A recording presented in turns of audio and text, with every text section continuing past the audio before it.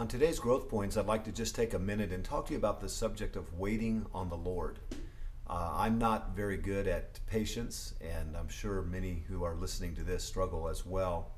But when it comes to the matters of how to know when to build a building, how to know when to hire a staff member, how to know when to begin a new program in the church, we certainly need to have the peace of God and the presence of God in those decisions and on that part of the journey. And recently I was reading in Exodus, and after God had delivered the children of Israel, and before the building of the tabernacle and before the progression of their journey, the Lord met with Moses in Exodus 33, and in verse 14 the Lord said, "My presence shall go with thee, and I will give thee rest."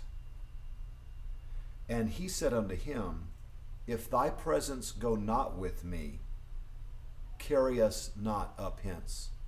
Moses is saying, Lord, if you're not going to take me, if you're not going to go with me, I don't want to go. And honestly, that should be our attitude towards moving forward in the ministry. Lord, if you're not in it, if you're not with me, directing me, I don't want to go.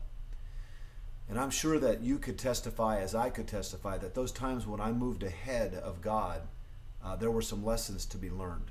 Now, why would Moses say, Lord, if you're not with me, I don't want to go? Well, I think the text bears it out. Without the Lord, there's some things we're not going to have. For example, in verse 13 of that same text of chapter 33, God promised that he would give Moses grace. But without the presence of God, there's no grace. God promised that he would give Moses rest, but without the presence of God, there's no rest.